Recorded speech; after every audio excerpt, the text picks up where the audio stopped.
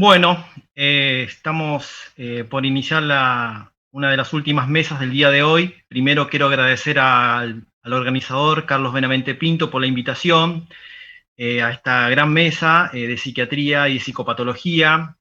Agradecer a cada uno de los oyentes que se está uniendo. Bueno, la mesa tiene por título y está organizada principalmente por el capítulo de psiquiatría clínica de la AP. Lleva por nombre Desde los surcos y circunvoluciones al estudio de la conducta. Y nuestro primer orador va a ser el doctor Sergio Gustavo Ebrat, médico especialista en psiquiatría y doctor en medicina, y además histólogo, una combinación distinta, diferente, que nos hace recordar al gran maestro Franz Nils, que también era psiquiatra e histólogo. Él va a tener la primera parte de la charla que lleva por nombre Giralidad cortical en las esquizofrenias, y la segunda parte va a estar a cargo del doctor Federico Rebo, médico especialista en psiquiatría y medicina legal, jefe del servicio de emergencia del Hospital Braulio Moyano y presidente del capítulo de psiquiatría clínica de la AP, con el título de la charla Del delirio en la esquizofrenia. Así es que cedo la palabra al doctor Ebrat.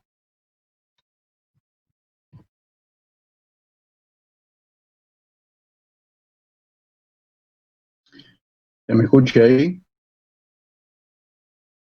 ¿Se me escucha? Muy bien. Bueno, hoy les voy a hablar de algo que está...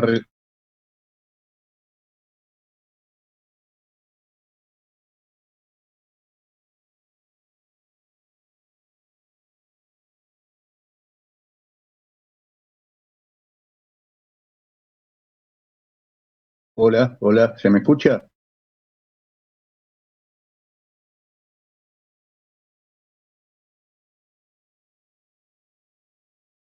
¿Se me escucha? Y bueno, buenas tardes. Hoy les voy a hablar de algo que no es muy común normalmente de ver, que es giralidad cortical en las esquizofrenias. Todos sabemos que existe una teoría del neurodesarrollo acerca de las esquizofrenias, pero es poco lo que se puede ver relativamente en las neuroimágenes. Pásame, Fede.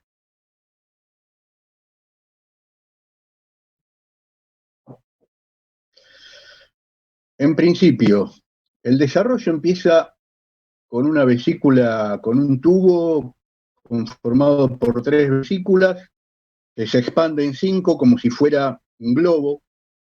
Pasá la que viene. Un globo de los largos.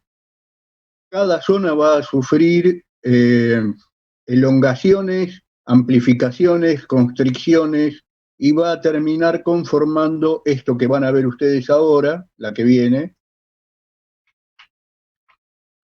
que es ni más ni menos que un corte coronal del cerebro.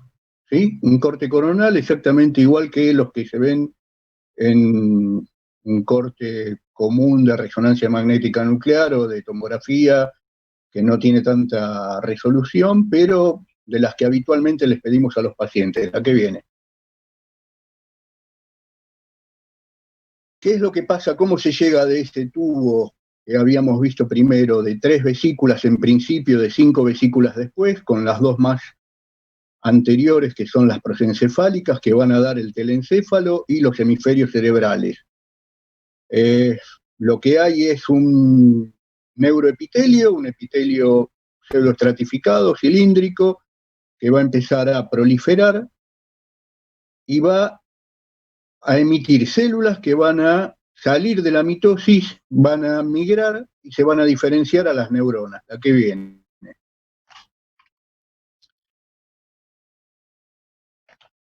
Esas neuronas van a producir lo que se llama la neurogénesis. Hay 2 tipos de neurogénesis, no me voy a meter mucho en el tema porque es complicado, no viene al caso. El tema es que hay una neurogénesis directa en la cual las células neuroepiteliales, las progenitoras, dan directamente neuronas, y hay otra en la cual hay unas células progenitoras intermedias, que son las que están marcadas en celeste, que tienen cierta importancia para la forma como después se va a desarrollar la corteza cerebral y sobre todo la giralidad, es decir, las circunvoluciones, la que viene.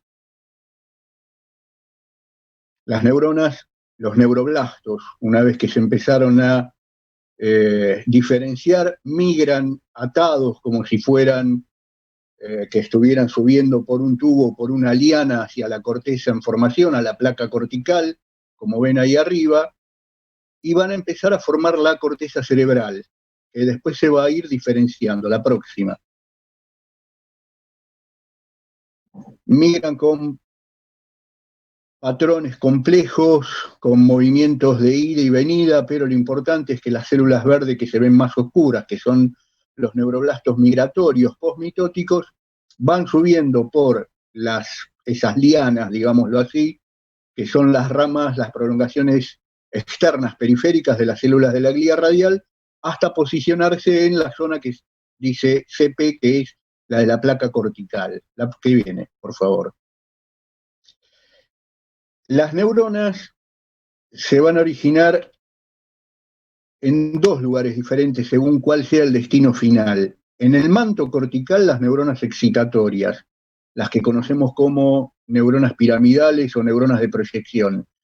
Y en una estructura que se ve en celeste, marcada con MGE, que es eminencia gangliónica medial, son las neuronas, microneuronas o neuronas de circuito local o interneuronas, que son las más numerosas, las que van a tener funciones más que nada inhibitorias y que van a tener una migración doble, una migración tangencial en principio y después radial, la que viene.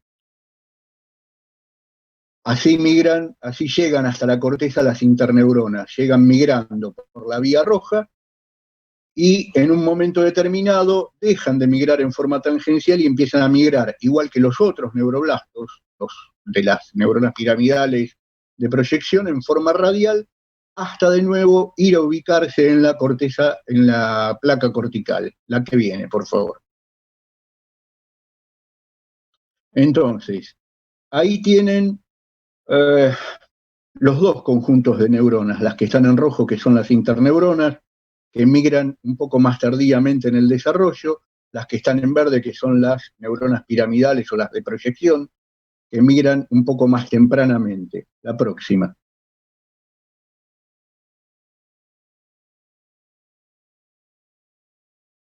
Como Bron Pajkovic, que es un grande, un croata gigantesco que trabaja en Estados Unidos desde hace muchísimos años, determinó que las neuronas migran siguiendo lo que él denominó la hipótesis de la unidad radial o el protomapa cortical. Él dice que en la abajo, yo no se las mencioné específicamente, es la que está marcada como BZ, zona ventricular. Hay una especie de protomapa que va a ser el primordio, digámoslo así, de todo el mapa cortical, de todo el manto cortical, de absolutamente toda la corteza. Siguiendo esas células de la glía radial, las neuronas van a ir subiendo y disponiéndose en columnas, que es una de las organizaciones de esa cerebral, las columnas corticales, unas después de otras con un patrón particular. La próxima. Ahí está.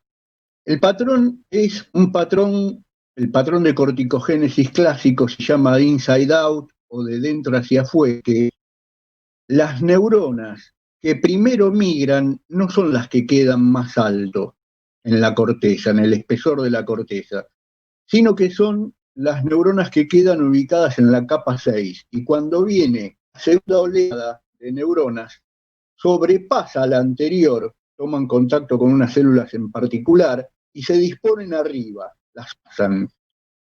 Entonces, lo que se ve es que la neurona que queda abajo, como sigue teniendo el contacto con la capa 1, digamos, con las células de la capa 1, se llaman células de Cajal-Rezius, no importa, por ahí estaban, ya las vamos a ver en todo caso, elongan la dendrita apical. Por eso las neuronas piramidales de la corteza cerebral tienen esa dendrita apical tan larga y que en general llegan todas hasta la superficie. La que viene. Perdón, volvé para atrás, por favor, perdón. Lo importante es que hay a los fines de la formación de las circunvoluciones de la corteza se podría decir que hay dos tipos de estratos. El estrato 1, que vendría a ser del 1 al 3, que es el 1 no porque es el primario de todos, el primero de todos, pero el 12 al 3 son las neuronas que migraron más tardíamente. Y el estrato 2 son las neuronas que migraron primero, en las capas 4, 5 y 6. Es decir, primero migran las capas más profundas y después las más superficiales. Ahora sí, pasa, por favor. Bueno, hay oleadas de migraciones celulares. En principio migran, como se ve en el gráfico de arriba, el apaisado, se ve que migran primero las neuronas, en ese color cian. Después migran los astrocitos, que son gran parte de las más importantes células de la glía, y después, más tardíamente, los oligodendrocitos, que son las células que van a formar la mielina. Es decir, recapitulan en cierta forma lo que pasa durante la ontogénesis, lo que pasó durante la filogénesis, es decir, durante el desarrollo de las especies. Ahora, fíjense que en el gráfico de abajo se ve que hay dos oleadas, una neurogénesis primaria y una neurogénesis secundaria. La secundaria va a tener importancia para la formación, sobre todo de las circunvoluciones cerebrales. La que viene.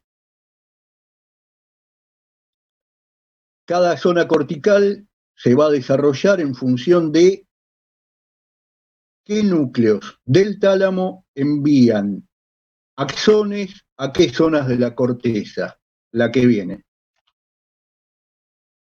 Y el primer lugar donde van a hacer conexión no es directamente en la placa cortical, sino en una zona transitoria que está marcada con las letras SP, que es la subplaca. Hacen primero conexión con la subplaca y después hacen conexión más tardíamente con las neuronas de la capa 4, que es donde reciben, en este caso, del núcleo geniculado lateral, que es en la vía visual. O sea que hay una estación intermedia en la subplaca, la que viene. Por esta regionalización, a partir de qué lugar del tálamo, de qué núcleo talámico llegan los axones tálamo-corticales, a qué región de la corteza, de la placa cortical en desarrollo, es que tenemos el cerebro que todos conocemos con las 48 áreas de Brodmann, o la que viene, las 109 campos terminaron Fonecónomo y Koskinas, que hicieron un mapa cortical mucho más complejo, mucho más detallado, pero en principio y básicamente igual al de Brodmann, aunque hoy en día es más utilizado el de Brodmann, la que viene.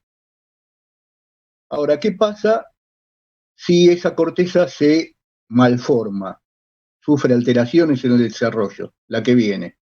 Lo que se produce son displasias corticales. Hay varios tipos, no me voy a meter, hay grupos 1, 2 y 3 según en qué momento del desarrollo se produce la malformación o la alteración.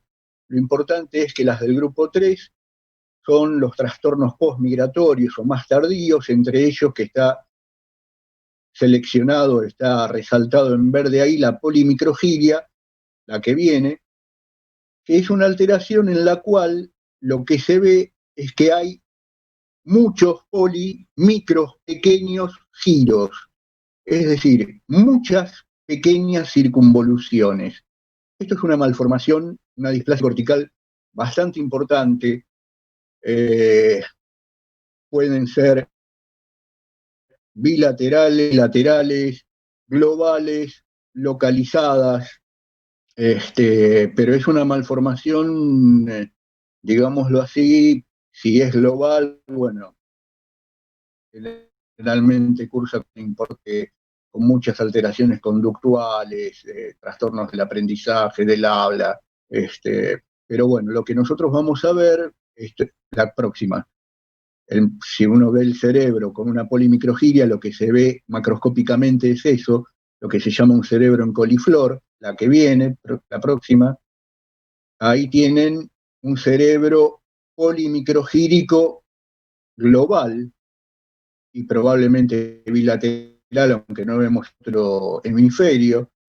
Y hacia la derecha se puede ver que hay algunos cerebros, el nuestro es un cerebro, el humano, un cerebro que tiene ni muchas ni pocas circunvoluciones. Hay cerebros que son polimicrogíricos, como el cerebro del delfín, naturalmente, o cerebros que son lisencefálicos, son lisos, como el de la rata. Nosotros estamos en un camino intermedio. ¿A qué viene, por favor?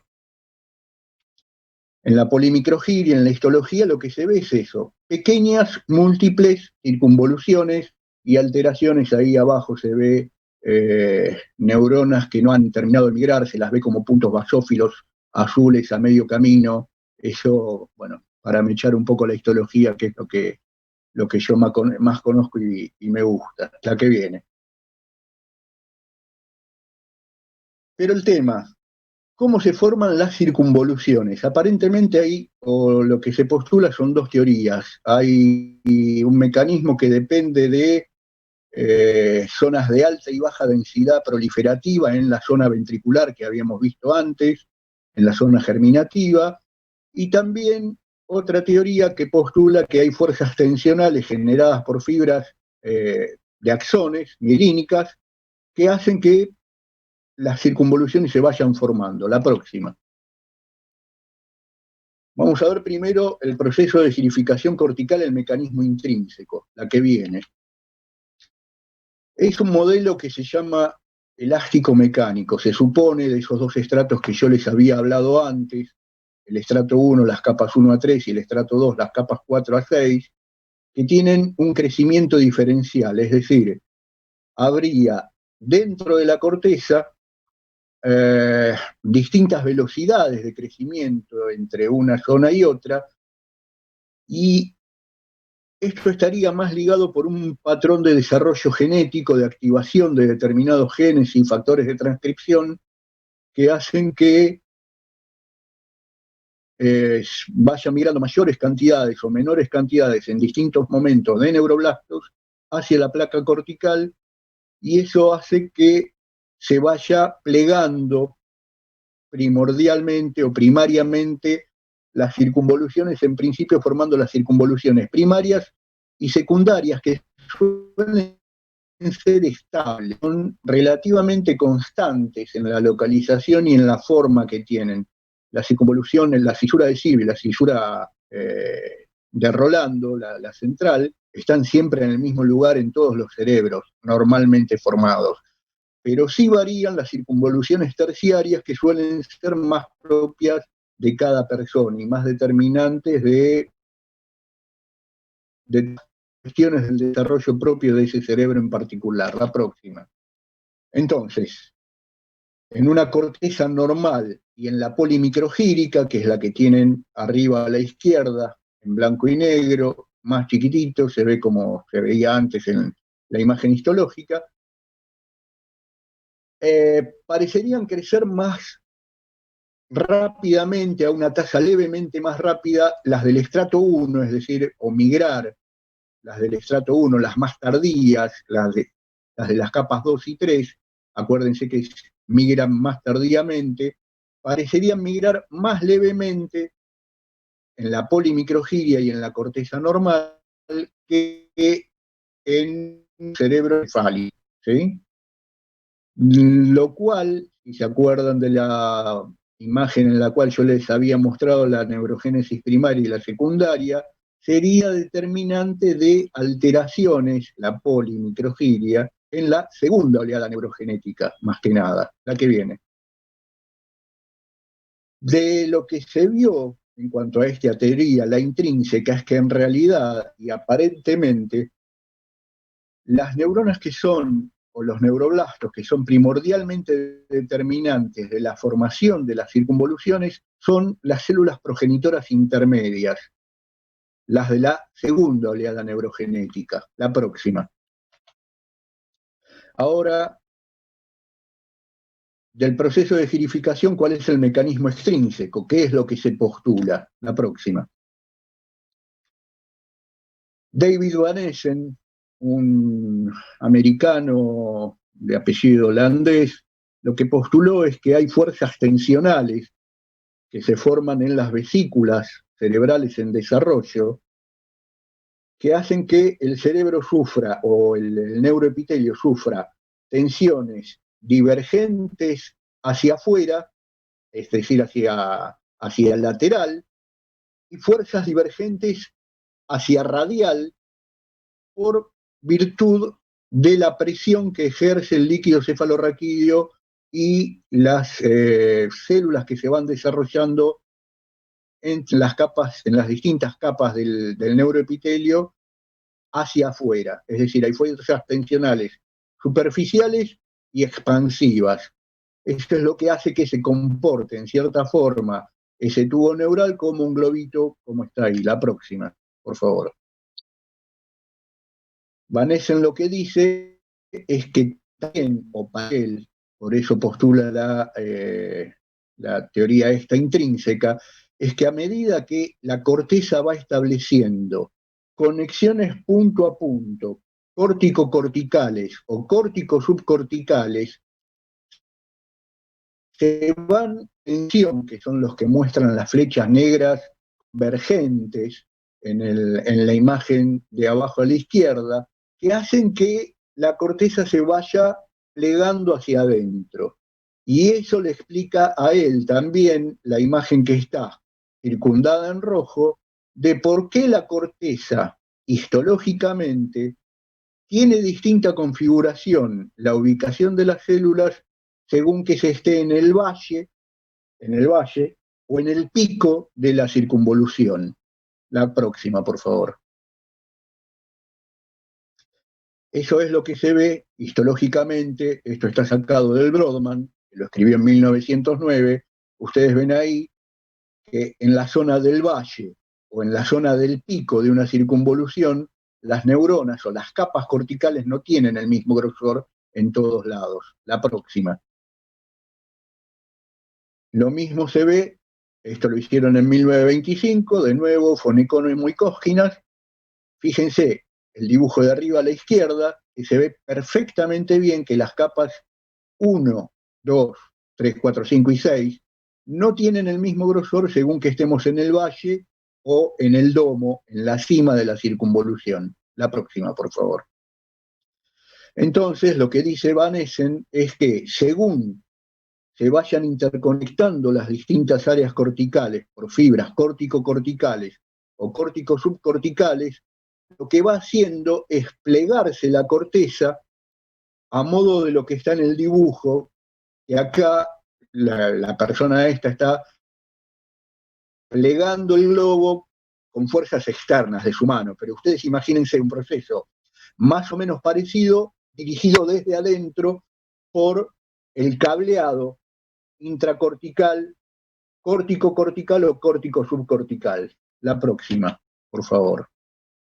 Bueno, Van Essen, una de las cosas que hizo para sustentar su teoría es agarrar el cerebro, una imagen de resonancia de un monoresus, coloreó las distintas áreas, evaluó puntos similares, los verdes, azules, negros, amarillos, y ver qué tan cercanamente estaban en el cerebro plegado y si expandía ese cerebro, si expandía la imagen, como se ve en la imagen de abajo a la derecha, es un cerebro inflado, es decir, lo infla por medios computacionales, y determinó que sí, que se corresponde o se correspondería la forma como se pliegan las circunvoluciones con las conexiones entre zona y zona de la corteza, córtico-corticales.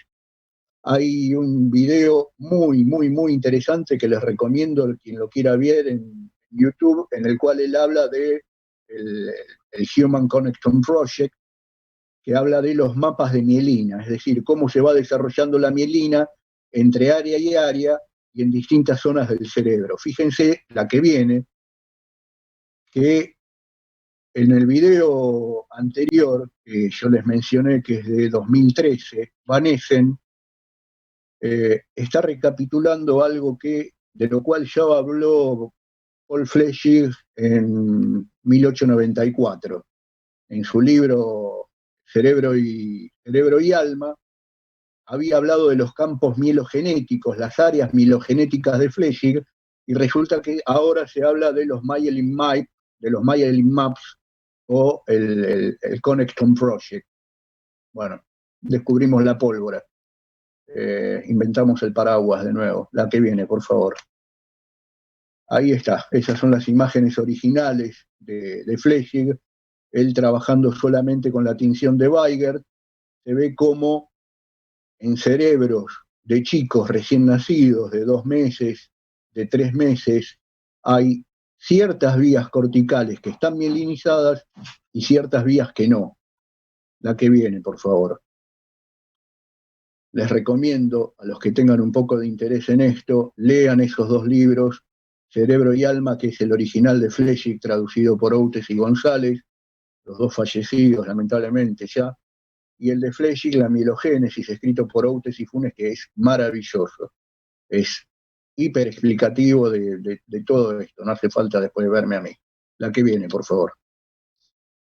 Bueno, en 1988, Karl Siles, un alemán de Würzburg, igual que Leonhard y Kleist, postuló o determinó, inventó una medición, una forma de medir qué tanto se giraliza el cerebro.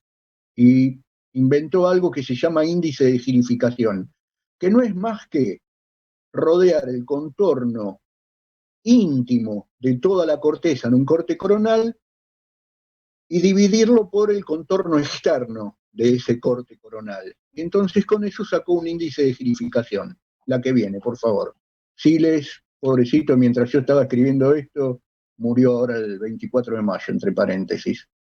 Bueno, y determinó eso, los valores de girificación, el índice de girificación. Fíjense que el hemisferio izquierdo normalmente tiene un índice de girificación desde frontal a occipital, como se ve en el gráfico de arriba a la izquierda, a la derecha, que es más alto, más grande en el hemisferio izquierdo que el derecho. ¿Por qué? Porque está más girado el izquierdo porque es el dominante, normalmente. También está más girado el cerebro en los hombres que en las mujeres, pero hasta ahí no más. Es despreciable la diferencia, pero sí hay una pequeña diferencia en cuanto a la girificación de un hemisferio con respecto al otro. Y fíjense que no todos los lóbulos del cerebro están igualmente girificados. Por ejemplo, el polo frontal está mucho menos giralizado que la zona parietal. Y esta girificación también varía en las especies animales a lo largo de la evolución filogenética en los mamíferos. La próxima.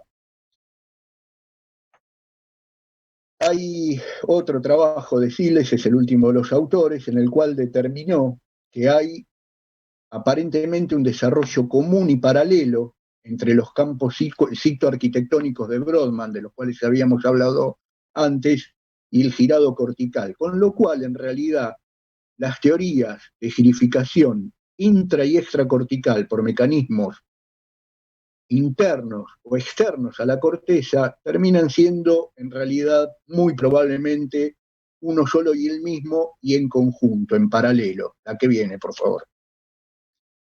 Bueno, la girificación varía a lo largo de la vida, no me voy a detener en esto, pero el enloquecido de Siles sacó índices de girificación en cerebros desde fetos hasta personas de varios años de vida, y se vio que a lo largo de la vida el índice de girificación va variando, no es el mismo a cada edad. La próxima. Entonces, la formación de las circunvoluciones está genéticamente controlada a nivel básico, pero se ve afectado por variaciones de las conexiones neurales subyacentes, y esto es muy importante, porque si hay una enfermedad en la cual las conexiones están alteradas, muy probablemente estén alteradas también la forma como se va convolucionando el cerebro, que es lo que pasa en los trastornos del desarrollo cortical, ¿sí? El desarrollo de esas circunvoluciones depende en gran parte del establecimiento de esas conexiones de las que yo les venía hablando, córtico-corticales y córtico-subcorticales. Ahora, ¿quién decía que en las enfermedades mentales había trastornos de la conexión entre las áreas? La que viene, por favor. ¿Se acuerdan de esto? Carl Wernicke, que fue el primero que habló de que había una desconexión.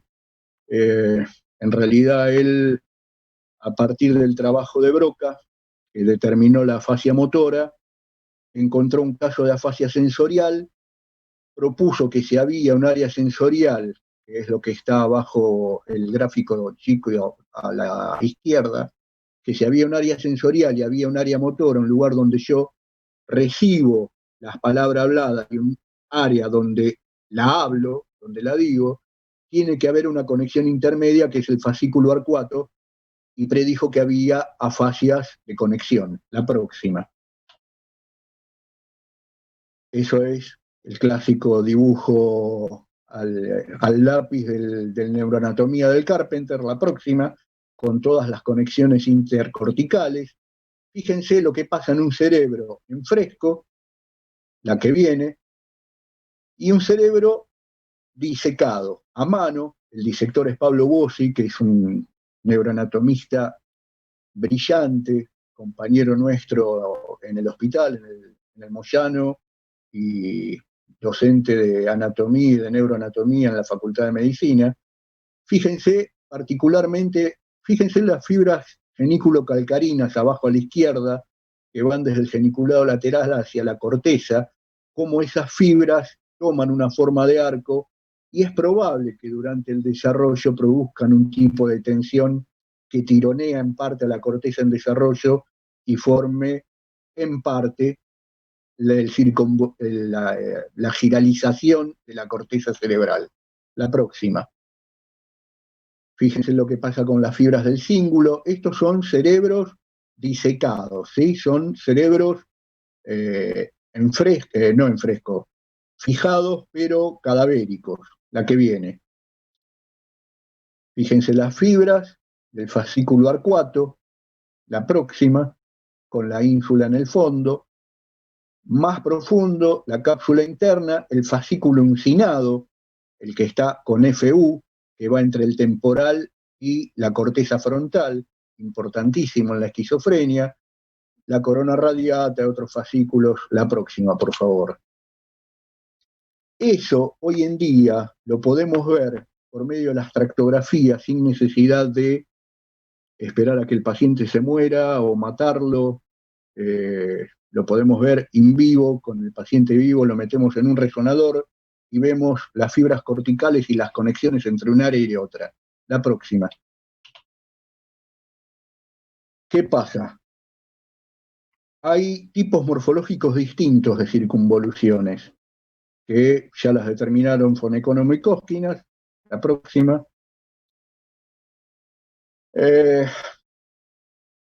Lo que yo les decía antes, la giralidad cortical es muy probablemente un proceso dinámico, evolutivo, cambia a lo largo de la vida. Se sabe, hay estudios en los cuales se ve que en la adolescencia la corteza cerebral se aplana con respecto a lo que es en la infancia, y hay gráficos en los cuales se ve que también se va aplanando a lo largo de la vida hasta la senectud.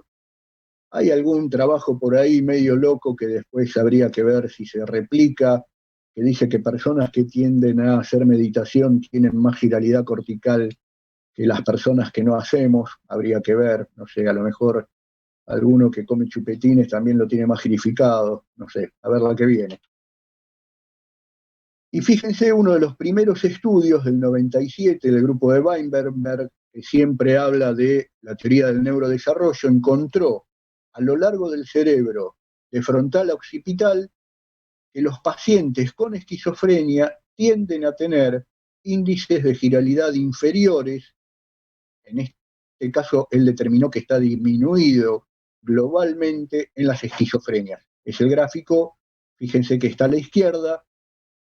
Los pacientes tienen índices de giralidad disminuido con respecto a los controles. La próxima, por favor.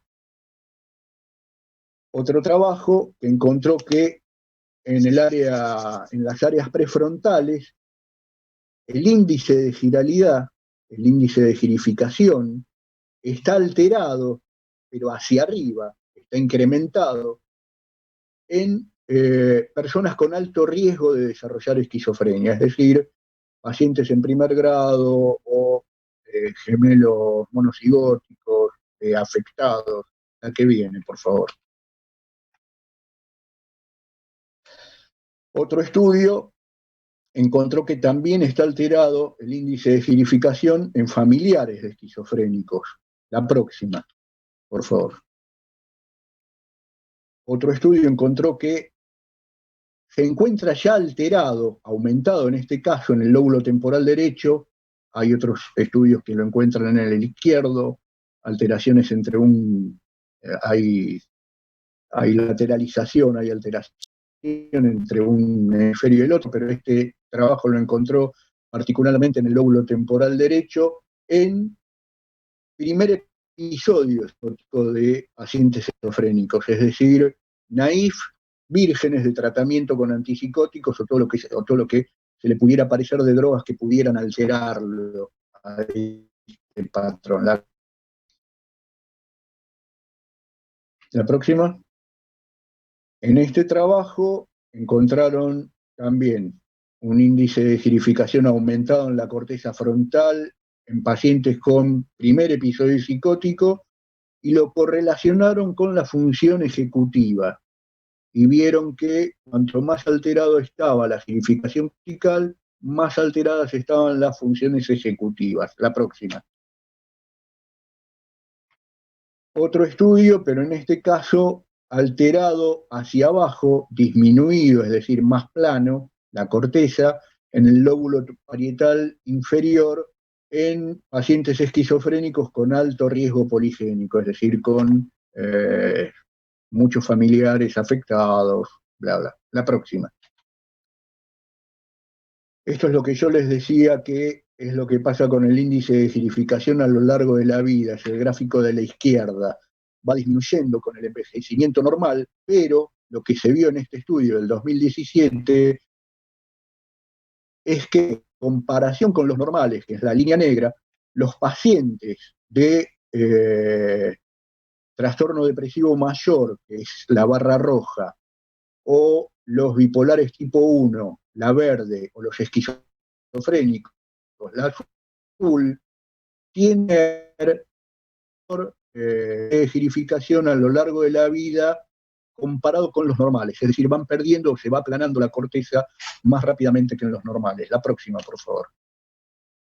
Estos son algunos pacientes míos, la que viene.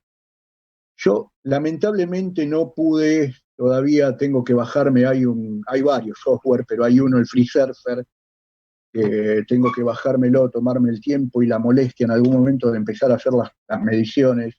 Ya vengo diciendo esto hace varios años. Pero fíjense, este paciente, Mauro, es un pacientito mío que se le disparó una esquizofrenia a los 18 años cuando vino a vivir acá a Miramar, y el disparador fue el consumo de marihuana. Empezó a fumar marihuana y después de no muchos días de consumo de marihuana se le disparó una esquizofrenia con la cual todavía sigue, por suerte y gracias a Dios, con muy buena respuesta, excelente respuesta al haloperidol. Es un milagro, pero bueno. Fíjense, los lóbulos occipitales, como si bien, sobre todo el derecho, como si bien no es una polimicrogiria, pero hay un aumento notorio del número de circunvoluciones. La próxima.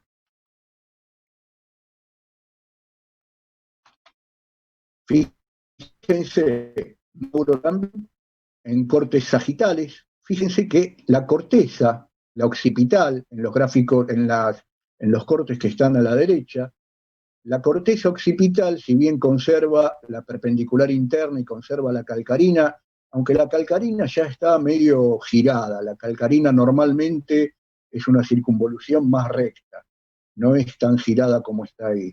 Y fíjense la base del occipital, está mucho más girado que lo normal, sin llegar a ser una polimicrogiria vera. Y fíjense lo que son los cortes sagitales más externos, la fisura de Silvio, como la corteza de los opérculos está bastante más girada de lo que normalmente es, y la corteza se nota en general que está desorganizada, diría yo, por decirlo de alguna manera, desde el punto de vista de la giralización. La próxima, por favor. Esta es una chica, Milagros, me la mandaron desde el colegio porque tenía, según ellos, ataques de pánico. Cuando la empecé a interrogar, esos ataques de pánico resultaron que estaban disparados en parte porque escuchaba y veía a una voz de una chica muerta de 18 años que se le aparecía, de 18 años que se le aparecía vestida de blanco y, y nada, lo que aparecía o empezaba a ser aparentemente un trastorno de ansiedad terminó siendo una esquizofrenia, una befrenia, que bueno, también gracias a Dios tuvo una buena evolución, pudo terminar su secundaria, se casó, tiene 20 años ahora, la vi anteayer, está bastante bien, tiene sus cositas, pero la va llevando muy bien. Pero fíjense lo que es el cerebro de ella, la resonancia. No es, hay que hacer las mediciones y ver, pero en estos cortes axiales claramente ese cerebro no es un cerebro polimicrogírico, pero está hipergirado, no cabe duda. Está más girado que lo normal y fíjense que hacia occipital derecho se nota que hay un poco más de giralización que lo normal. La próxima, por favor. De nuevo Milagros, pero en cortes sagitales.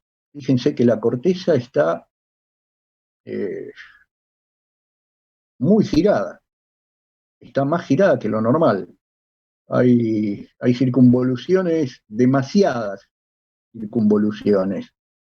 La próxima. Lo mismo, Milagro, en cortes sagitales, pero un poco más mediales. Fíjense, sobre todo en la imagen de la derecha, que la corteza está, de nuevo, no es una polimicrogiria, pero está hipergirada, claramente y en forma global, de frontal a occipital, completamente. La próxima, por favor. De nuevo Milagros, acá en frontal, no es tan llamativa la alteración, es quizás un poquito más visible en T2, que es la imagen de la derecha, pero no es un cerebro tan completamente anormal desde el punto de vista morfológico en este corte coronal. La próxima, por favor. Este es otro chico, Juan Manuel, que también psicotizó jovencito a los 17, 18 años, hijo de un padre alcohólico, y con una hebefrenia más bien apática, tiene una apatía fenomenal, pobre, eh, una bulia intensa, muchos síntomas negativos, como dirían ahora los yanquis, y bueno, también se ve ahí que la corteza está poligirada en algunas zonas y la corteza en sí, fíjense en la imagen de arriba a la derecha, que la circunvolución, la temporal media con la temporal inferior tiene uniones que no son normales, tiene coalescencias, anastomosis que no son del todo normales. La próxima, por favor. De nuevo Juan Manuel, en cortes occipitales con el cerebro un poquito más normal, no tan visiblemente alterado, pero con algunas circunvoluciones, sobre todo en el occipital derecho, que están muy profundizadas. La próxima,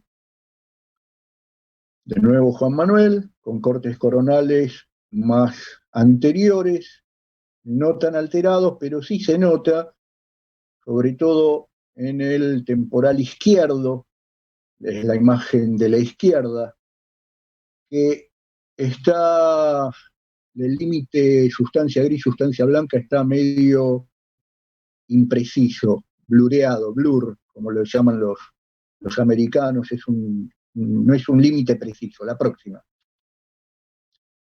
un paso más allá, y con esto ya terminamos, la próxima, fíjense que esto los oftalmólogos lo hacen ya desde hace varios años. Ellos con un aparato particular pueden ver las capas de la retina. Pueden ver casi las células. La próxima, por favor. Ahí lo que ustedes estaban viendo era la fovea, con un aparato así como este. Ese aparato sale unos cuantos dólares. Pero el paciente se dispone ahí, se le mide la retina y se pueden ver las capas de la retina y estudiar todas las alteraciones retinianas que antes no se podían más que ver por medio de un fondo de ojo. Ahora pueden ver las capas celulares de la corteza, de la retina, perdón. La próxima. Eh, Hoy en día, con las resonancias magnéticas de alta resolución, con equipos de 7 Tesla, se pueden ver, delimitar completamente la corteza, y bien el límite sustancia gris, sustancia blanca. Se puede medir toda la superficie, se puede medir el volumen de toda la corteza y ver la profundidad que tiene la corteza en distintas zonas en todo el cerebro. La corteza normalmente tiene, la próxima por favor, entre 1 y 4,5 milímetros de espesor, y hoy en día con esos equipos de alta resolución, de resonancia magnética de alta resolución, se puede llegar casi a hacer histología cortical in vivo. Fíjense que ahí, en la imagen de la izquierda, que es donde mejor se ve, las flechas blancas muestran una pequeña línea oscura, que es la estría de Genari, que es una pequeña capa de sustancia blanca metida dentro de la corteza. Fíjense la próxima imagen, por favor, que se pueden ver casi las distintas capas corticales. La corteza tiene un espesor, yo les decía, de 1 a 4,5 milímetros, y con resonadores de 7 Tesla, el límite de resolución de cada voxel, de cada cuadradito de medición, es de 350 a 380 micrómetros, con lo cual se pueden ver todavía neuronas, porque las neuronas tienen cuerpos celulares de 20 a 50, 70 micrómetros, pero nos vamos acercando. Yo creo que dentro de no mucho tiempo se va a poder ver, probablemente con resonadores más potentes, algo parecido a lo que ya ven hace años los oftalmólogos. Lo que pasa es que, claro, los oftalmólogos tienen la ventaja de que tienen un medio transparente en el medio, entre el exterior y la retina. Tiene la córnea, el humor acuoso, el humor vítreo, el cristalino, son todos medios transparentes. Nosotros tenemos piel, cráneo, músculos. La próxima, por favor. Pero no sería nada raro que con el tiempo se pueda medir todo el volumen, e incluso con resonancias de alta resolución, resonancias magnéticas funcionales, determina actuaciones funcionales de capas individuales de la corteza. Vamos a la que viene. Esto es de hace 2 años, todavía es experimental, pero si se fijan, la imagen, son 2 métodos distintos de medición, los detalles técnicos no importan, pero si se fijan, la imagen recuadrada en verde, de abajo a la derecha, se ve que hay distintos grados de activación funcional de las distintas capas. Se ve todavía como un viejo televisor en blanco y negro. Pero, ¿quién te dice en unos años? La próxima, por favor. Acuérdense de esto. La estructura hace función a la estructura. Si una se altera, la otra se altera seguro. Si la estructura viene alterada de base desde el neurodesarrollo, seguramente va a estar alterada la función, y esa misma función a lo largo del tiempo va a hacer que se altere la estructura que nosotros vamos a ver en, por ejemplo, después las resonancias que les hagamos a nuestros pacientes. Y esto es un poco lo que decía ahí Cajal, de la disposición de las neuronas adultas, que representa todo lo que pasó a lo largo de su historia. Así que la próxima, por favor, y muchísimas gracias por su atención. Espero no haberlos aburrido y no haberlos enloquecido mucho. Muchas gracias.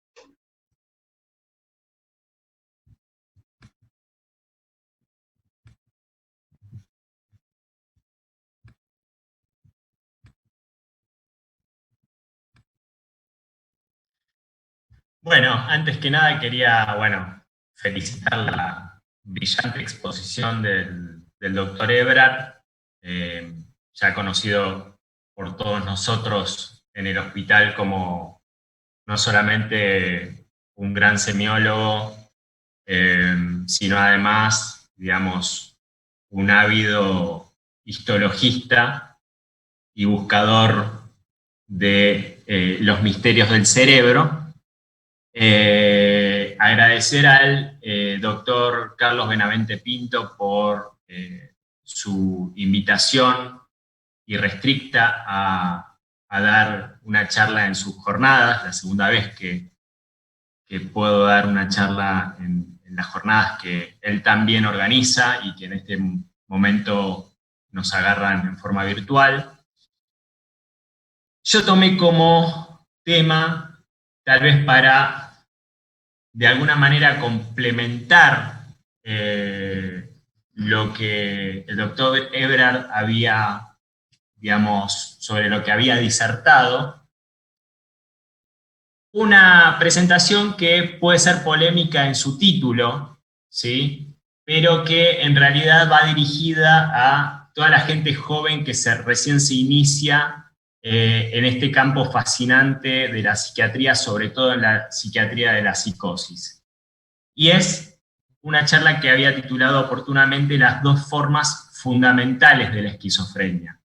No por ser fundamentales son las dos únicas formas de la esquizofrenia, sino las dos que uno cuando empieza a meterse en la psiquiatría tiene que aprender a visualizar, ¿sí? De una ya nos dio hasta neuroimágenes el doctor Ebrard, pero vamos a pasar entonces a la parte más clínica de estas dos formas fundamentales de la esquizofrenia. Si bien no hay un síntoma o signo patognomónico de la esquizofrenia, ya el mismísimo Kraepelin, al describir la demencia precoz, había hecho hincapié en que el síntoma rector fundamental de la demencia precoz, que luego va a llamarse esquizofrenia, era el embotamiento emocional, ¿sí? Lo que en esa época se llamaba embotamiento afectivo, embotamiento emocional, aplanamiento afectivo, en términos modernos se caracterizan como hipoafectividad, hipotimia o apatía, ¿sí? Durante mucho tiempo, este concepto kraepeliniano clave de que era de alguna manera, como decía el doctor Ebrard, digamos lo que los americanos llaman los síntomas negativos, los más importantes del cuadro, quedaron como relegados a un segundo plano y siempre se hizo el diagnóstico de esquizofrenia a través de los síntomas positivos, es decir, los más floridos, los más rimbombantes, ¿sí? Los que todos podemos reconocer como una alucinación, una idea delirante, es decir, que fue un concepto de la esquizofrenia más schneideriano que kraepeliniano, ¿sí? Ahora, cuando uno ve la evolución de la esquizofrenia, queda claro que los síntomas más importantes durante el curso de la enfermedad son los síntomas entonces negativos y cognitivos. Pero uno se encuentra con ciertas, digamos, paradojas. La primera paradoja va a ser que justamente la forma de esquizofrenia que se caracterizaba por ser aquella en la cual predominaban los síntomas negativos, es decir, donde había un lento devenir de el paciente en una retracción social, en una pérdida de sus capacidades cognitivas, en una pérdida de su sociabilización, ¿sí? En un derrumbe, en un resquebrajamiento de la personalidad, sin la presencia de brotes, es decir, sin la presencia de síntomas positivos, era aquella entonces en la que primero desaparece del DSM, ¿sí? Esto es importante porque el mismo Bloiler había dicho que la forma de esquizofrenia más frecuente, de más frecuente presentación extramuros, es decir, fuera de los hospitales psiquiátricos, era esta esquizofrenia simple. Y esta esquizofrenia simple, que es la que se caracteriza entonces por la presencia de síntomas negativos y cognitivos en ausencia o primordios de síntomas positivos, es la primera en desaparecer de los manuales DSM. Esta paradoja de que se nos pide cada vez más que conceptualicemos a la esquizofrenia como una enfermedad en la que los síntomas a largo plazo deficitarios van a ser estos síntomas negativos y cognitivos, y sin embargo son los primeros, el primer subtipo que se saca del DSM es el subtipo simple de esquizofrenia. Y ustedes habrán estudiado los clásicos 4 tipos o subtipos de esquizofrenia: la hebefrénica según CIE-10 o desorganizada según DSM-4, la paranoide, que es la forma más frecuente, la catatónica, la simple, pero que existen muchas otras psicosis esquizofrénicas, por ejemplo, la esquizofrenia senestopática de Huber. Y en realidad, digamos, ustedes saben que en el Moyano pertenecemos a una escuela de Wernicke, Kleist y Leonhardt, en la cual consideramos que entre psicosis agudas y psicosis crónicas hay alrededor de 35 psicosis distintas. Entonces, no pretendo en esta charla, digamos, que el oyente se quede con el concepto de que existen solamente 2 formas de esquizofrenia. Vamos a hablar de las 2 formas fundamentales para iniciar el diagnóstico y después poder ampliar los diagnósticos a otras formas más refinadas de esta psicosis nuclear de la psiquiatría. Entonces vamos a hablar básicamente de la esquizofrenia hebefrénica o desorganizada, que es la típica psicosis de inicio en la edad juvenil. El doctor Ebrard nos ilustró el caso de un muchacho que debuta tras el consumo de cannabis con un cuadro esquizofrénico a estas edades y que por supuesto no vuelve, digamos, de su psicosis a pesar de cesar en el consumo. Por oposición a esta existe la esquizofrenia paranoide, que es la esquizofrenia de inicio en la edad adulta. Y tiene características similares, pero también características disímiles a la psicosis de inicio en la edad juvenil. Entonces, básicamente, vamos a ver 2 o 3 filminas para tratar de clarificar la diferencia entre ambas formas de esquizofrenia. Pero para esto primero tenemos que hablar del afecto, ¿sí? ¿Qué es el afecto? El afecto es una especie de combustible que hace que nosotros podamos tener anhelos, tener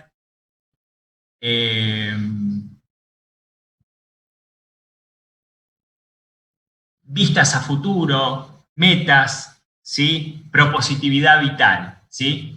Eso es el afecto en el sentido amplio de la palabra afecto, ¿sí? Porque ustedes después se van a encontrar con una semiología deficitaria de lo que es la afectividad. Van a encontrar términos como emoción, afecto propiamente dicho, trastorno del ánimo, pero uno podría decir que la carga afectiva global de un individuo es ese combustible que lo lleva a dirigirse siempre hacia adelante, ¿sí? Como el lóbulo frontal, ¿sí? A los anhelos, metas, propósitos, ¿sí? Es lo que arma la propositividad vital del paciente.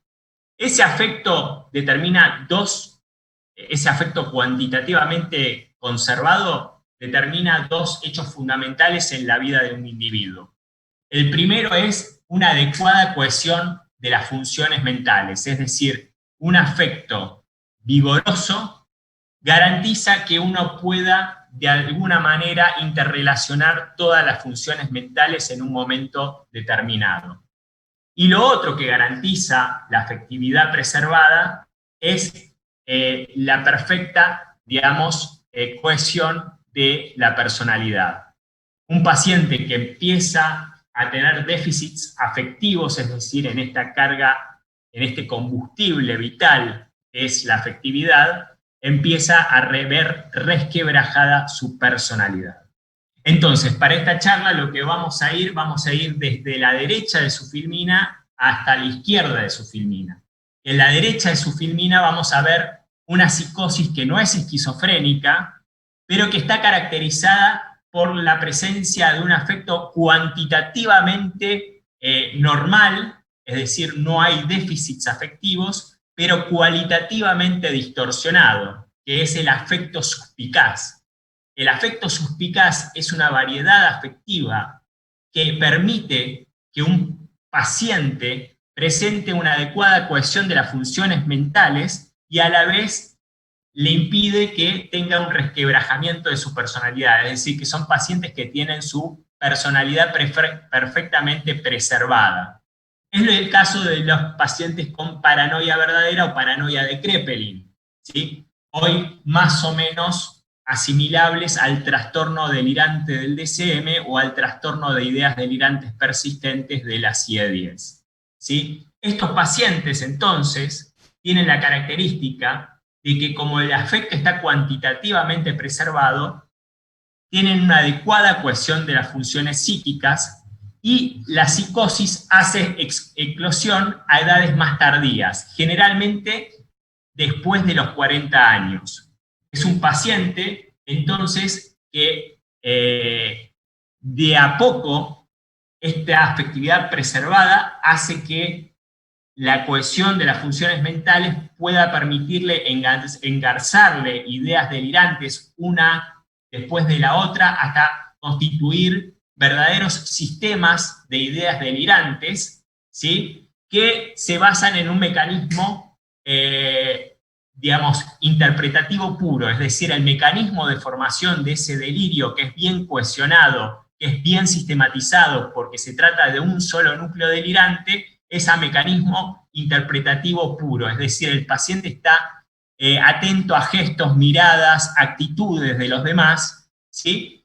Y son pacientes que, digamos, viven su delirio en forma generalmente interna, no comunicándolo, porque justamente este afecto bien preservado hace que sean pacientes muy reticentes. Es decir, para uno poder estar 100% reticente y que el otro no se dé cuenta de lo que uno está pensando delirantemente, uno, digamos, tiene que tener el afecto bien preservado, porque la reticencia conlleva un gasto de energía psíquico muy elevado, ¿sí? Entonces, estos pacientes, por un lado, arman un delirio bien sistematizado, porque un solo núcleo delirante es el que comanda, digamos, toda la novela delirante. Por otro lado, están bien reticentes, con lo cual al interlocutor, digamos, no se le va digamos, no va a poder discernir qué es lo que está pensando el paciente en ese momento. Y tiene un perseguidor definido, ¿sí? Un perseguidor definido porque sabe quién se la tiene junada, lo que en Argentina decimos quién se la tiene junada, es decir, Pepito es el que comanda mis desgracias, Pepito es el que me robó el proyecto que yo tenía en el escritorio de mi consultorio para presentárselo al jefe de la cátedra y entonces así robar mi puesto de trabajo. Por supuesto, digamos, este delirio está tan bien armado que, digamos, su contenido es verosímil, es decir, que sería posible, digamos, sobre todo para gente que, para el vulgo, cuando, digamos, estos pacientes que suelen tener pocos, digamos, confidentes, tienen algún confidente, se lo confían el delirio y suena como creíble, ¿sí? Es decir, que tienen un perseguidor definido y el delirio es verosímil.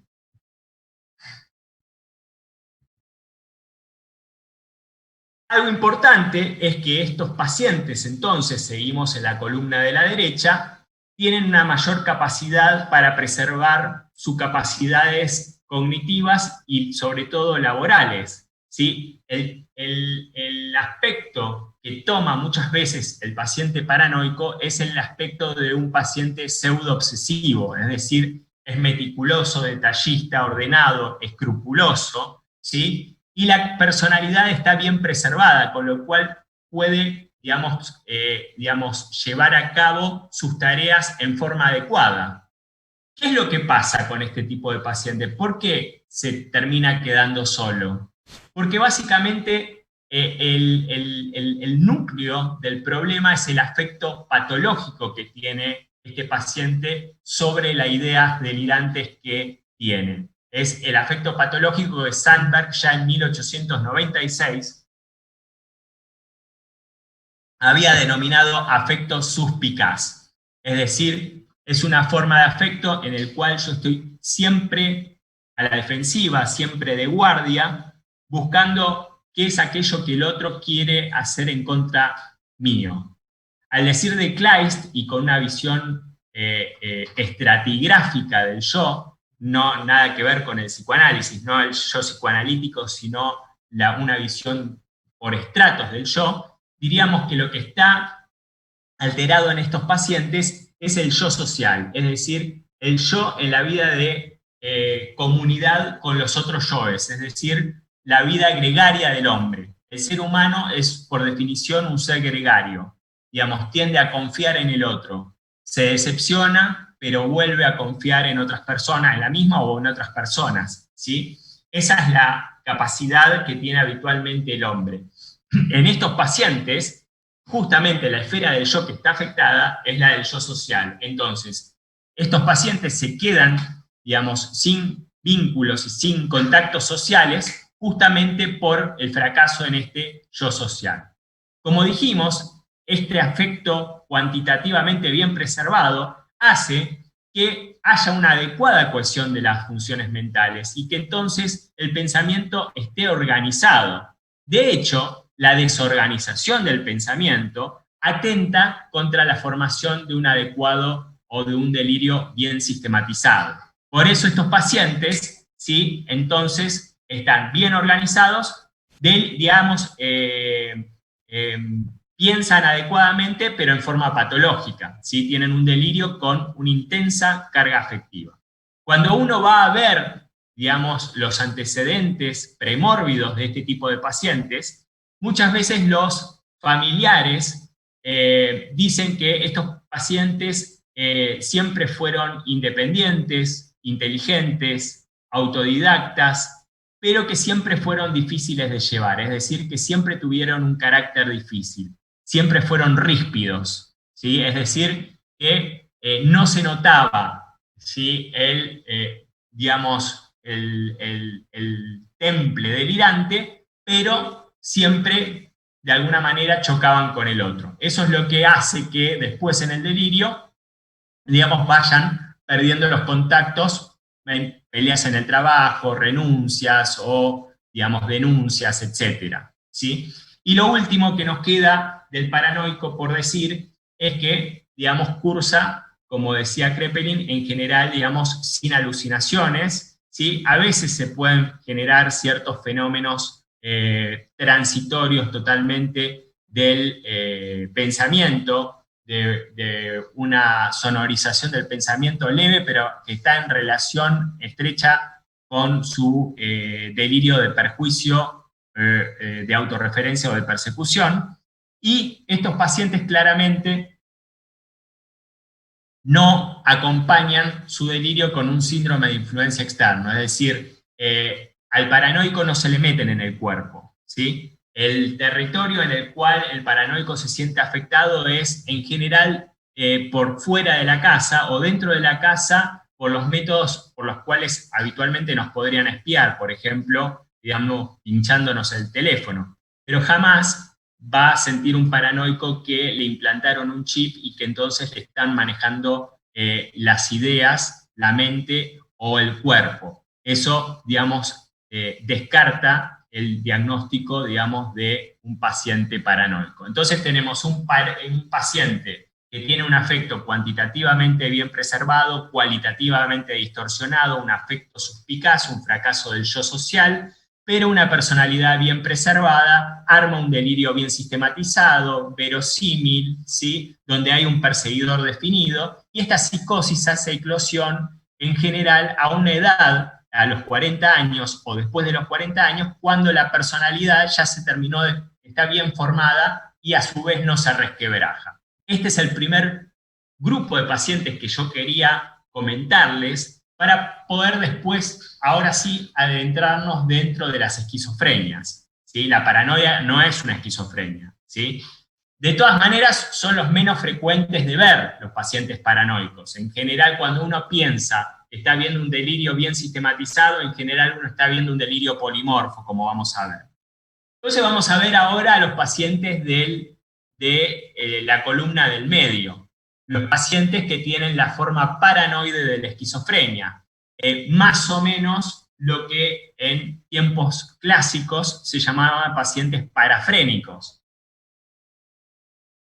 La edad de presentación de este tipo de pacientes es menor que la de la presentación de los pacientes paranoicos, es decir, si bien esta forma de psicosis, las parafrenias, no inician en la adolescencia, sobre todo la parafrenia más importante de la que vamos a hablar, que es la parafrenia afectiva, en general, digamos, empiezan mucho antes, digamos, de los 40 de los 40 años, ¿sí? El delirio acá, digamos, ya no tiene una perfecta sistematización como ocurría en el paranoico, ya que la cohesión de las funciones mentales, el afecto está no tan bien preservado y entonces la cohesión de las funciones mentales no es la óptima. Hay cierto resquebrajamiento de la personalidad, pero la personalidad está más preservada que el tercer grupo de pacientes que vamos a ver, ¿sí? Y entonces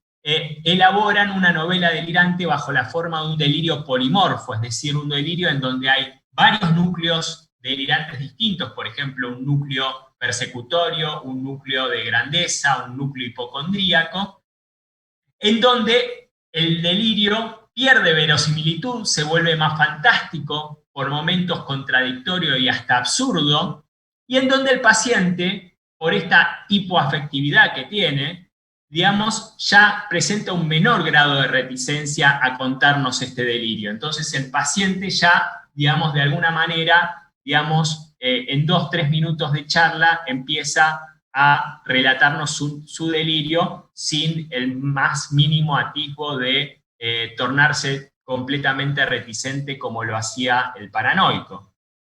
En estos pacientes, además, digamos, ya deja de ser importante quién es el que lo persigue. En general no es quién, sino quiénes los persiguen. Estos pacientes hablan que los persiguen los vecinos, que los persiguen los familiares, siempre es ellos, ¿sí? Y ellos pueden ser cambiantes. Hoy puede ser un familiar, mañana puede ser un vecino, pasado mañana puede ser una fuerza policial, etc. Lo que más les interesa, lo que más interesa en el delirio de este tipo de pacientes es el aparato a través del cual lo persiguen. No tanto el perseguidor, sino el mecanismo a través del cual lo persiguen. Y ahí aparece en general el aparato. El ejemplo típico sería, digamos, sentir que uno tiene un chip implantado en la nuca y que mediante un aparato a la distancia le están manejando a uno, digamos, el cuerpo, o le están generando a uno satisfacciones sexuales, o le están reblandeciendo el cerebro, etc. Es decir, que estos pacientes lo que arman es un delirio que ya no es bien sistematizado, que es polimorfo, que ya no es verosímil, que es inverosímil, fantástico, contradictorio, por momentos absurdo, pero coherente. ¿Qué quiere decir que el delirio sea coherente? Que de todas maneras este tipo de pacientes pueden armar una novela delirante, ¿sí? Por otro lado, el resquebrajamiento de la personalidad se da a edades más tardías que el tercer grupo de pacientes que vamos a ver. Es decir, si bien no se preservan intactos como lo hacen los paranoicos verdaderos, los pacientes con esquizofrenia paranoide conservan una mayor capacidad en el trabajo, en lo académico y en lo social, digamos, que el tercer grupo de pacientes que vamos a ver, que les voy adelantando, que son los pacientes con hebefrenia, ¿sí? Entonces, la personalidad se empieza a resquebrajar, no se había terminado de formar totalmente, digamos, a la edad en que empezó o hizo eclosión la psicosis. El paciente está hipoafectivo, pero no está chato afectivamente, es decir, que de alguna manera, sobre todo en lo que queremos mencionar, que es la parafrenia afectiva, que es la forma más frecuente de esquizofrenia paranoide, por así decirlo, digamos, hay todavía afectividad puesta en la idea delirante. Y acá, digamos, además de estar afectado el yo social o comunitario, que estaba afectado en la paranoia, empieza a estar afectada otra esfera del yo más interna, que es la del yo corporal. Entonces, este tipo de pacientes pueden tener un delirio de influencia externo, por ejemplo. Muchas veces un delirio de influencia sexual. Es decir, al paranoico jamás se le pueden meter, en general no se le meten en la casa, a menos por los mecanismos convencionales como, digamos, los pinchadura de teléfono, etc. En estos pacientes se le pueden meter en la casa a través de cámaras, micrófonos, ¿sí? Lo que hace que el paciente muchas veces se bañe a oscuras porque lo están espiando, o no saque la basura porque apenas sale al palier ya lo están espiando los vecinos, pero también se le pueden meter en el cuerpo a través de chips, a través de aparatos, a través de algún tipo de influencia desde el exterior hacia su cuerpo o su mente. Con lo cual estamos en un nivel, digamos, medio de desorganización, es decir, justamente habíamos dicho, a mayor desorganización, menor capacidad de generar un delirio bien sistematizado. Entonces tenemos un paciente que hace un delirio polimorfo. El mecanismo de producción de este tipo de delirios es más que nada ya no el interpretativo puro como era el de la paranoia, sino es de múltiples mecanismos, pero sobre todo del mecanismo imaginativo. Leonhardt hablaba, digamos, de estos pacientes que tenían una forma de pensamiento gráfico, es decir, un pensamiento en imágenes, ¿sí? Por eso es que los delirios de estos pacientes son delirios más de, por así decirlo, de ciencia ficción. Mientras que el paranoico, ¿sí?, armaba una novela policial de tipo Agatha Christie, el esquizofrénico paranoide, el parafrénico en general, arma un cuento de ciencia ficción desde el estilo de Ray Bradbury, ¿sí? Tienen un mayor grado de aislamiento, y entonces también dijimos que es importante que ya en estos pacientes pueda haber un síndrome de influencia externa, es decir, que se le metan en el cuerpo, ¿sí? Finalmente vamos a ir a la tercera forma, digamos, de psicosis, después de haber visto entonces esta segunda psicosis que estaba en el medio de la paranoia y de la que vamos a ver ahora de la hebefrenia. Esta forma de esquizofrenia paranoide, entonces, que tenía un comienzo más temprano que la paranoia, con un delirio polimorfo de varios núcleos delirantes, muy contradictorios, fantásticos, con un perseguidor que no era muy definido y que no importaba tanto como si importaba el aparato de la persecución, con ese, digamos, entonces, resquebrajamiento de la personalidad, pero a edades más tardías que en las formas hebefrénicas, y con una alteración ya no solamente del yo social, sino del yo corporal, una mayor desorganización del pensamiento.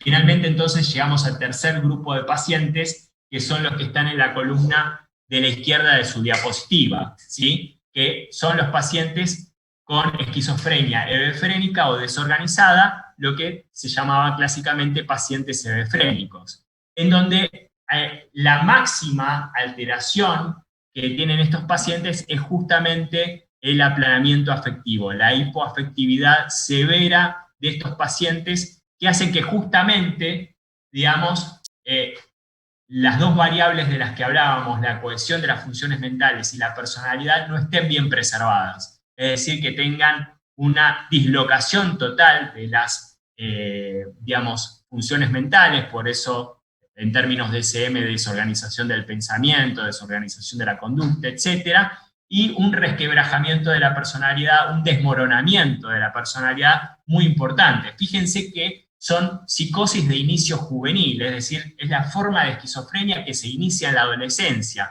cuando todavía no se terminó de conformar la personalidad. Acá el doctor Ebrard me diría, cuando todavía no se terminó de mielinizar el cerebro, ¿sí? Lo que decía Fleschig, de que, digamos, se termina de mielinizar después de los 25 años, digamos, cuando no se terminó de formar la personalidad, ya se está destruyendo, hace eclosión la psicosis cuando todavía no se terminó de formar, digamos, de alguna manera, ese adulto. Y acá, el mecanismo de formación del delirio es el mecanismo intuitivo, es decir, al paciente le aparece una corazonada, una especie de corazonada, ¿sí? Que le viene sin más, ¿sí? Y se levanta y dice, no sé, me levanté y me di cuenta que soy Dios. ¿Y cómo te diste cuenta que sos Dios? No, me levanté, me di cuenta que soy Dios. Es decir, que viene lo que se llaman ocurrencias delirantes. Viene un émbolo, una idea sola delirante, pero que no llega a construir un sistema de ideas delirantes. Por eso el término no es muy bueno cuando se habla de delirio mal sistematizado, porque en realidad no es lo que arma un delirio, ¿sí? No arma un sistema de ideas delirantes. La ocurrencia delirante que aparece en estos pacientes tiene el mismo grado de jerarquía que otros síntomas como la extravagancia, ¿sí? Como las fugas del hogar, como el consumo de sustancias, etc. Es decir, el paciente tiene estas ocurrencias, pero que no arman un delirio.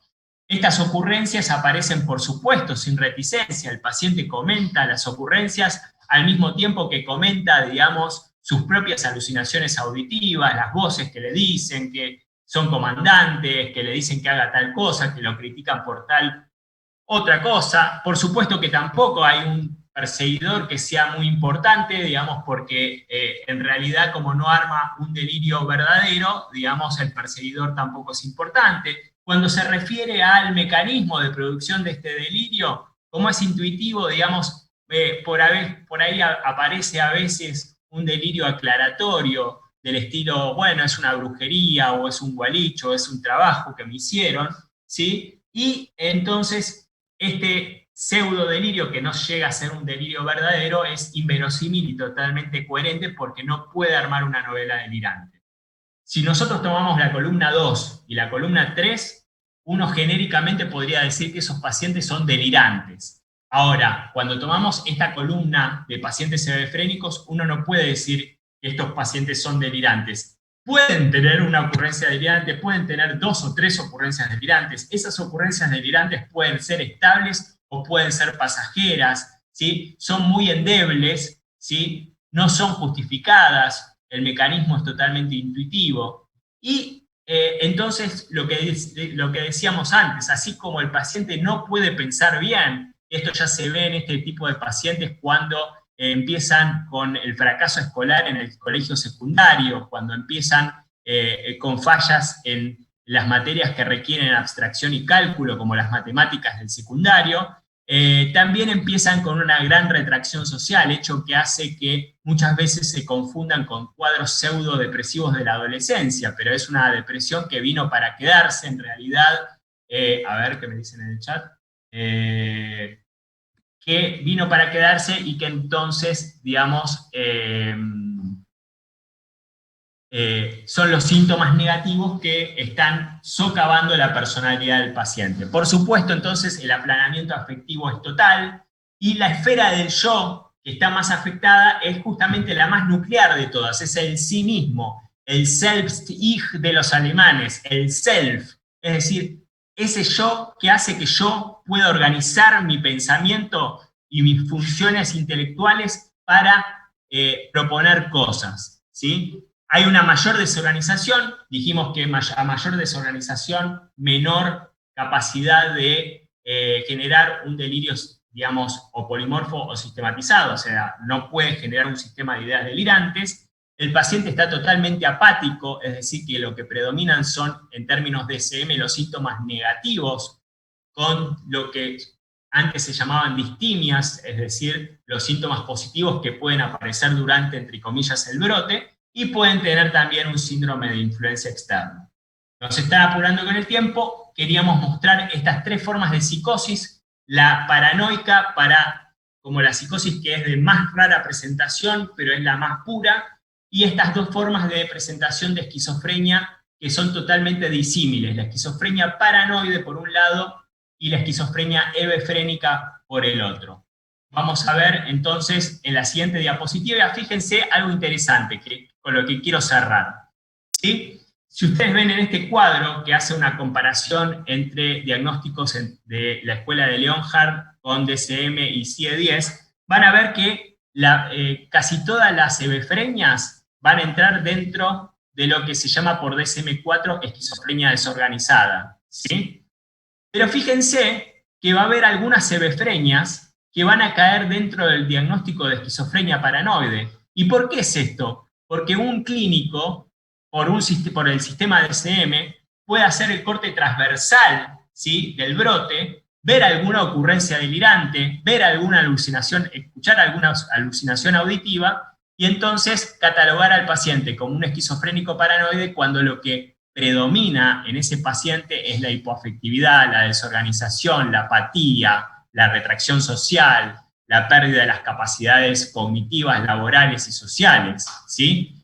Y la parafrenia afectiva, que es la forma parafrénica más frecuente, coincide, digamos, principalmente con la esquizofrenia paranoide. Así que eso es todo. Les agradezco la paciencia y creo que estamos en tiempo para ver si hay algún tipo de preguntas para los disertantes. Gracias.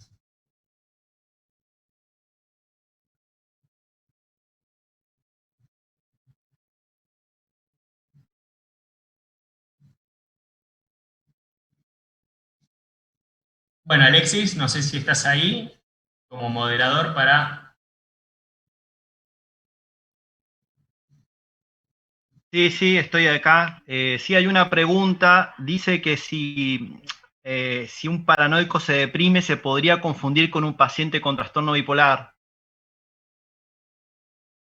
Bueno, mira, la respuesta más taxativa la da el propio Kraepelin, ¿sí? Fíjense que les estoy hablando de Kraepelin. Vengo de otra escuela y les hablo de Kraepelin. Dice, digamos, lo que define a un paranoico es la fijeza de sus ideas delirantes, ¿sí? Es decir, que lo que define un paranoico es que sus ideas delirantes están, digamos, presentes a lo largo de todo el tiempo. Entonces,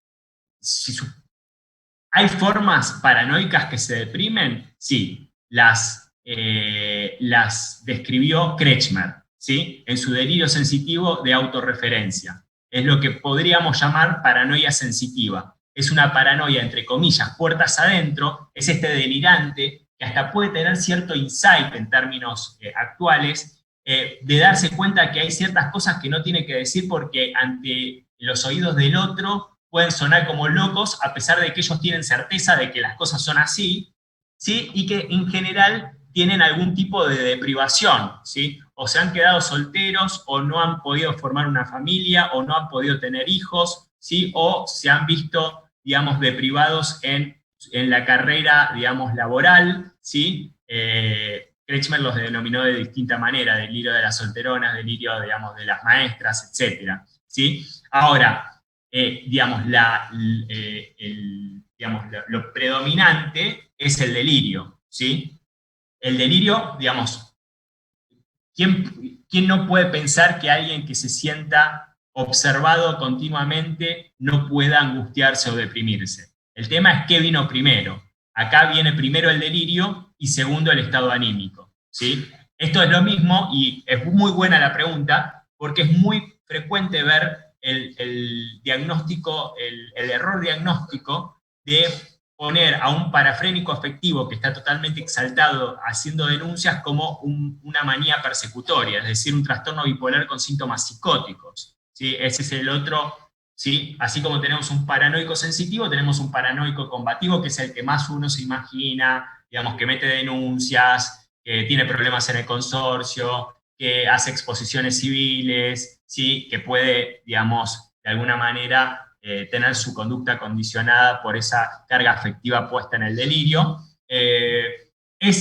Muchas veces vemos el diagnóstico de manía con síntomas psicóticos, porque en realidad está perseguido y exaltado, ¿sí? Y en el otro vemos también que muchos le ponen depresión psicótica, ¿sí? En realidad está perseguido y deprimido, ¿sí? No está deprimido y entonces... Y una cosita, digamos, como para cerrar, digamos, ¿cómo puedes darte cuenta de esto? Digamos, de si es un paranoico sensitivo o si es un deprimido perseguido. Básicamente, ¿cuál es la actitud del paciente frente a la persecución? El depresivo vive, en todo caso, el perjuicio con resignación, es decir, me lo merezco porque soy una mierda, porque no sirvo para nada, porque mejor sería que mi familia no tuviera que vivir con una carga como la que represento yo, y entonces lo que me está pasando me lo merezco, ¿sí? En cambio, el sensitivo, el paranoico sensitivo, digamos, no lo vive con resignación. Esto me está pasando porque mis compañeros de trabajo saben que yo soy el más inteligente, saben que soy el más capaz, y entonces, digamos, me están desacomodando los papeles a propósito para que yo no los encuentre y entonces no le pueda presentar mi proyecto al jefe de cátedra y entonces poder socavarme mi carrera en ascenso, digamos, en la facultad o en el hospital, ¿sí? ¿Se entiende? Uno lo vive con resignación, el depresivo, otro no lo vive con resignación, lo vive con una atribución que es externa, es decir, extroyección de la culpa, es alguien que me quiere perjudicar, ¿sí?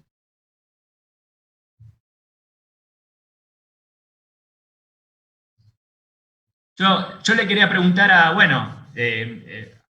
a título, digamos, sería especulativo, a menos que haya estudios que hayan estudiado, a Sergio, si le parece, digamos, que de alguna manera, digamos, en los estudios de lo que se ve, al menos en farmacología, no sé, en neuroimágenes, se homogeneiza la muestra de pacientes esquizofrénicos. Entonces da lo mismo un esquizofrénico que se le haga un tratamiento farmacológico determinado a los 18 años que uno que recién debuta con su psicosis a los 35.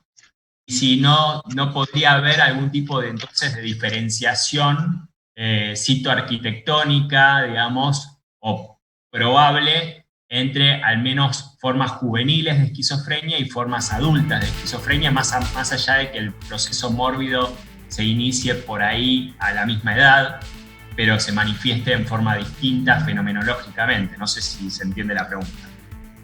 Sí, pero nos cortan, Fede, te contesto por privado. Bueno. Bueno. Después te contesto por privado, perdón. Bueno, gracias.